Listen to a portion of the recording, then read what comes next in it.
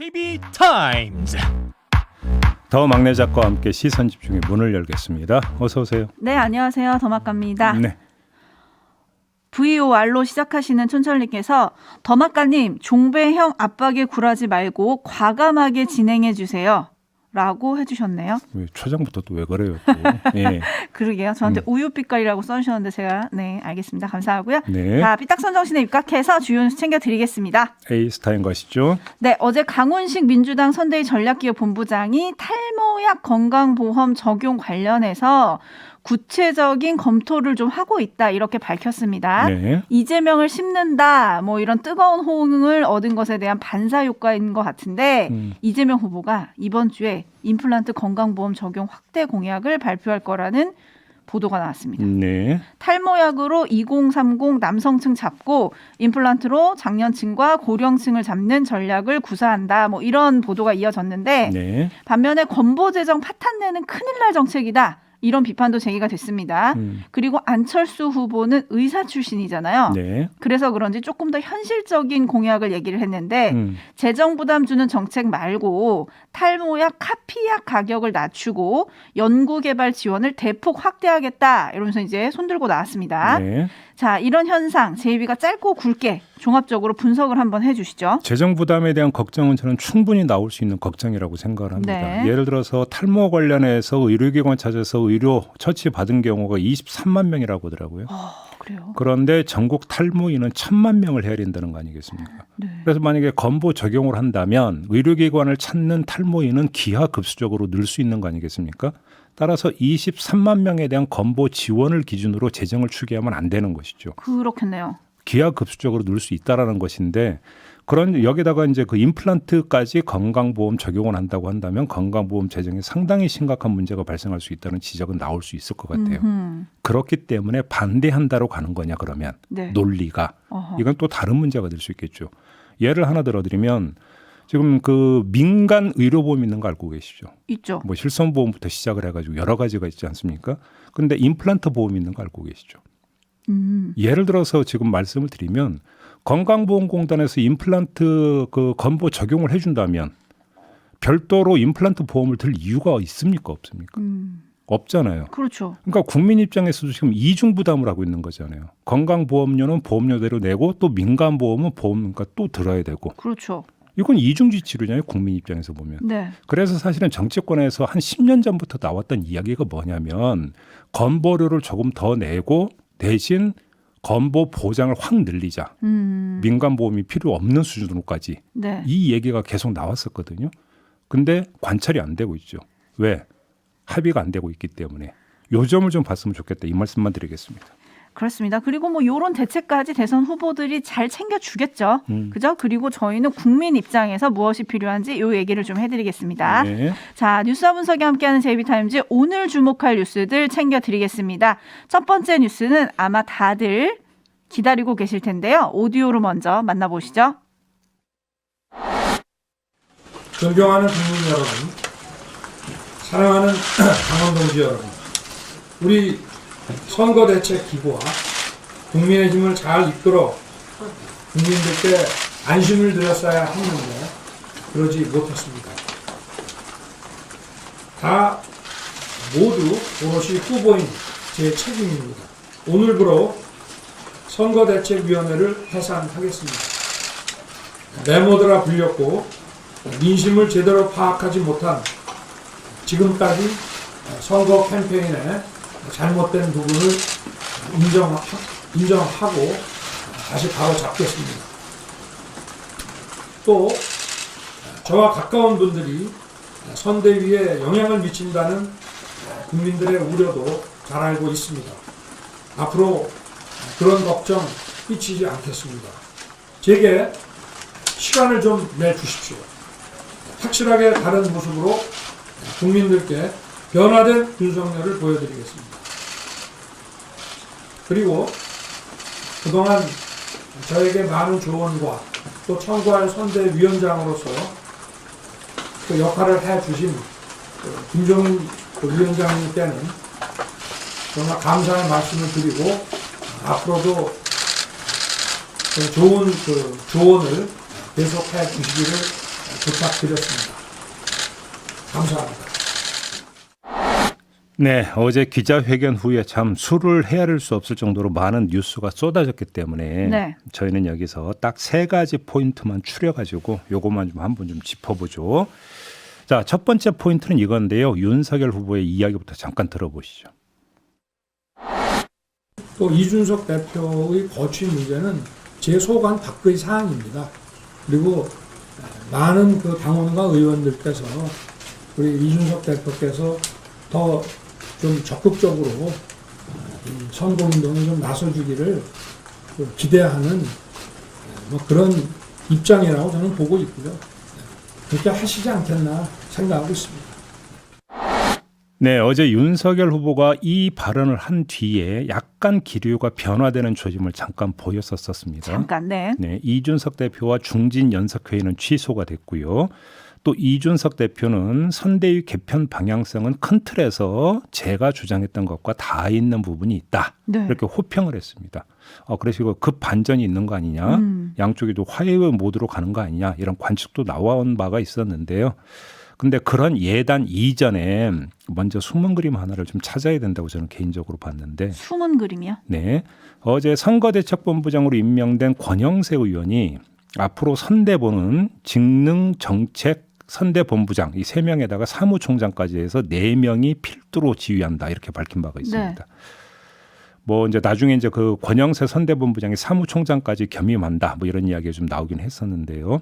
근데 바로 이 지점에서 뭐를 봤어야 되냐면 권성동 사무총장이 사퇴를 선언하지 않았습니까? 윤핵관 논란과 관련해서 그랬죠. 비어버린 겁니다. 그러면 이 사무총장의 임명권을 누가 가지고 있느냐? 후보가 당무 우선권을 가지고 있기 때문에 후보가 사무총장을 추천은 할 수 있지만 임명권은 당 대표가 갖고 있는 거예요. 그래서 예를 들어서 이준석 대표와 윤석열 후보 간의 극한대치로 가면서 임명 과정에 문제가 발생한다면 윤석열 후보 입장에서 상당한 어떤 타격을 입을 수가 있는 거죠. 네. 왜 그러냐면 사무총장이라는 자리는 당의 조직과 돈을 모두 관장하는 자리입니다. 그렇죠. 여기에다가 지금 3월에 이제 그 국회의원 보궐선거도 예정돼 있지 않습니까? 네. 공천 실무를 모두 또 관리해야 되는 게 사무총장이에요. 더 나아가서 6월 지방선거 공천 관리까지 뭐 포함할 수가 있는 건데 엄청 요직이거든요. 그렇죠. 그래서 윤석열 후보가 되자마자 가장 먼저 했던 게 뭡니까? 한기호 사무총장을 권성동 의원으로 바꿨으면 좋겠다. 네. 제일 먼저 요청했던 게 바로 그거였었어요. 그렇죠. 이재명 후보도 민주당 대선 후보가 되면서 사무총장 교체 카드부터 꺼내지 않았습니까? 네. 그만큼 중요한 자리가 사무총장이라는 자리예요. 그렇기 때문에 일단 임명을 해놓고 봐야 된다. 그러기 위해서는 호흡을 고를 필요가 있었다. 이렇게 지금 추정할 수도 있다라는 겁니다. 그런 점에서 어제 그 윤석열 후보의 이준석 대표를 향한 발언은 그런 차원으로 이해할 측면도 있는 게 아니냐.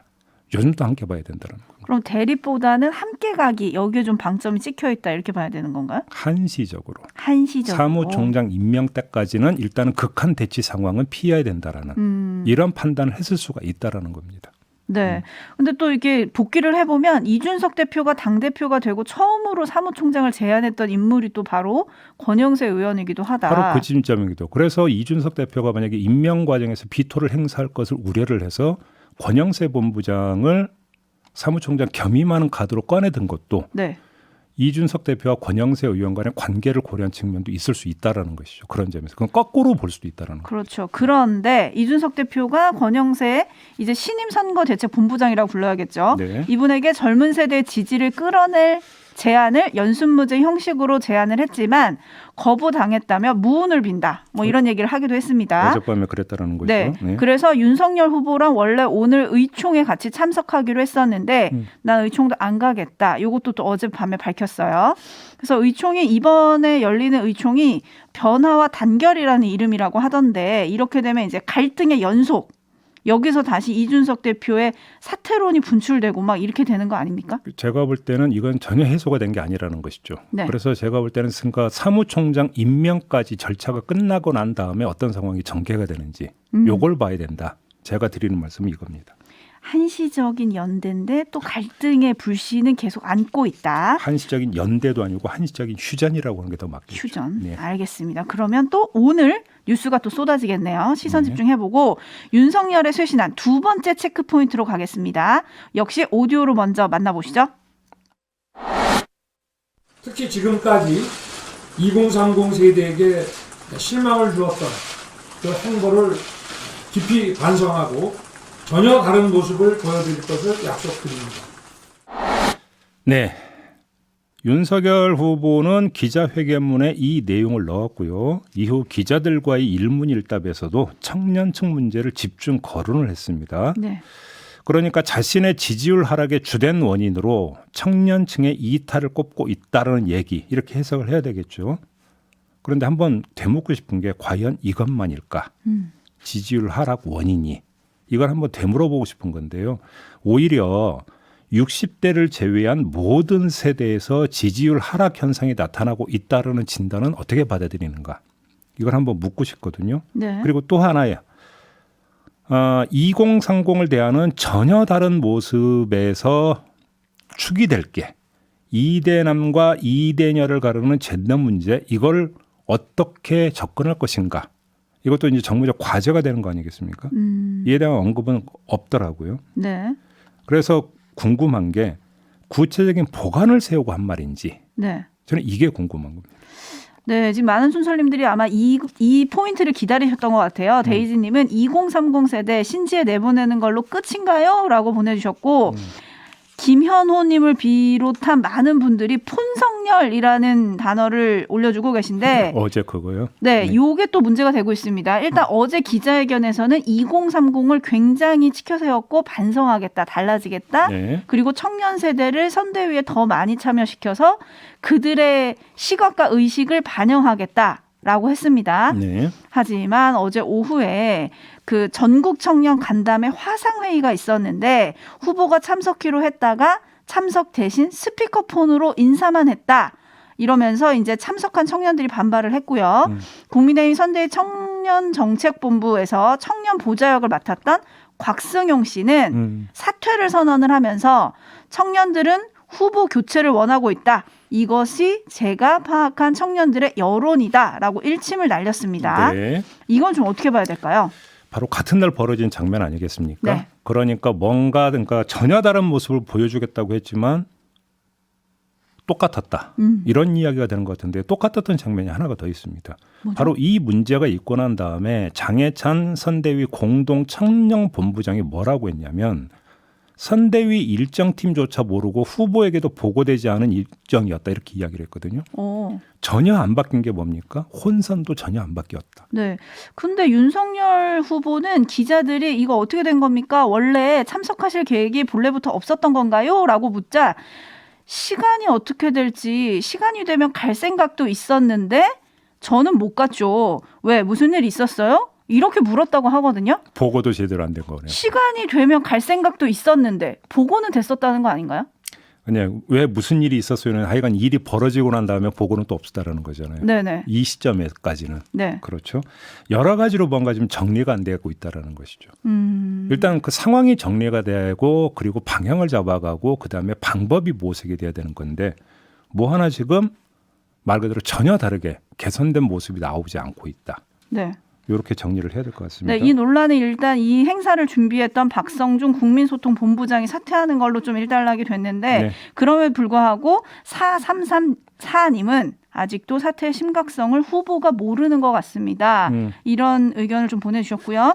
윤석열 후보가 오늘 오후에 당사에서 청년 보좌역들과 변화와 쇄신 이라는 간담회를 연다고 합니다. 네. 여기서 또 관련한 언급들을 할 것 같아서요. 좀 지켜보도록 하고요. 네. 윤석열의 쇄신안 체크포인트 세 번째 오디오로 먼저 만나보시죠.